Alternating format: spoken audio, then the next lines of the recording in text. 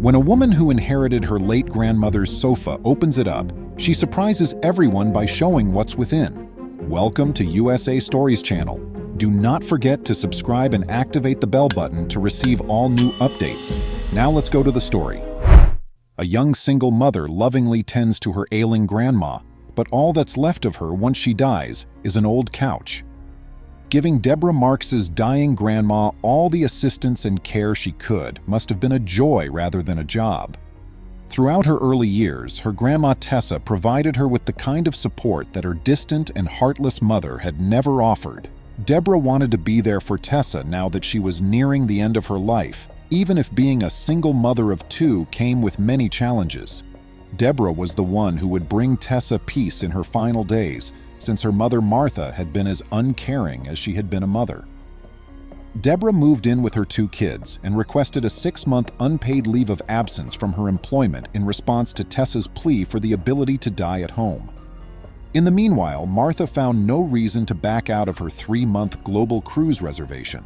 Deborah lovingly nursed Tessa for the following 4 months, treating her like one of her own children. As our grandparents and parents are there for us in our first moments, we should also be there for them in their last days, Deborah thought frequently. After Tessa's discomfort subsided, she would spend calm hours conversing with Deborah, during which the elderly woman would share memories from her life. Deborah would put her hands together, thin and twisted, and kiss them. Each day she murmured, "I want you to know how much I love you, Granny. You'll always be in my heart." Tessa would smile as she fell asleep, her eyelids slowly closing due to the effects of the pain medicine. One night, the slumber never ended. Deborah was the recipient of Tessa's final chuckle, last glimpse, and kind grin. Her granddaughter's palm was placed against her face as she fell into a never-ending sleep. Deborah sobbed as she held Tessa's fragile body in her arms, but she understood that her cries were private. Tessa was pain-free and at peace. Martha was not present, despite having returned from her trip only a few days before. She had admitted to Deborah that the stench of ill people made her queasy, and Tessa had seen her say it out. Deborah called Martha after getting on the phone. "Mum, Grand is no longer with us. If you'd want to come, say farewell." However, Martha was not an emotional person. She responded sharply, "I'll see her at the service, won't I? Now, we need to make the funeral arrangements and get the death certificate so we can get the estate into probate." Deborah seemed stunned. She questioned, "The estate? I don't understand." Martha responded, "Don't be silly, Deborah. Both the money and the house should have a good amount of value. She also received all of those jewelry from her grandma. At a moment like this, how can you even consider that?" Deborah, crying, inquired. "Because I'm a pragmatic woman," Deborah informed Martha. "Not a sentimental nin like you and my mother."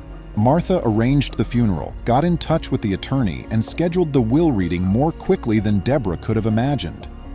Simple was Tessa's will. With one exception, Deborah was to inherit the antique, opulent brocade sofa in Martha's parlor. She gave the entire home to Martha. With a smile on her face, Martha left the attorney's office. "Oh, Deborah," she continued, "you better come get that mangy couch by the end of the week if you want it. The house is going up for sale." Deborah called a friend who drove a big truck and asked him to come assist her move the couch inside. It was a rather tatty piece of furniture that was large, heavy, and awkward to handle. Deborah, though, treasured it. Every day it would bring back memories of her grandma. Deborah then set it up in her living room. As she was lifting the large, weighty pillows to begin cleaning it, she felt something beneath the cloth. Deborah saw a large zipper as she flipped the pillow over. When she opened it, inside was a big black velvet purse. There were jewelry boxes and an envelope containing her name inside the bag. Deborah read her grandmother's final letter to her when she opened the envelope. "My dearest Debbie, I want you to know how much I've loved you and what a treasure and blessing you've been in my life. I intended to give you the diamonds my grandmother gave me, but I am fully aware that Martha, my daughter, would find a way to deceive you. I'm providing them to you in this manner so that you may enjoy them, and she won't be aware of it. I hope you will never forget how much I love you and that you will one day leave my heritage to your own granddaughter." Deborah observed that the rainbow of her tears had warped the precious diamonds that glittered within the boxes. Regarding Martha, She searched for the diamonds for weeks, tearing apart Tessa's home, but she was unable to find anything. She had gained nothing from her hard heart and selfishness, and her own grandkids never showed her the same level of affection that Deborah had shown Tessa. What lessons may we draw from this tale? We ought to be there for our parents and grandparents in their final days, just as they are there for us in our first moments. Deborah returned to Tessa all the affection and attention she had known as a little kid. Selfish people often lose the things they plot for.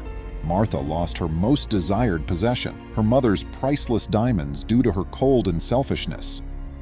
Please remember to subscribe to our channel, give us a thumbs up, and turn on the notification bell so you won't miss any of our videos. If you enjoyed the tale, the next video that plays on your screen will probably move you too.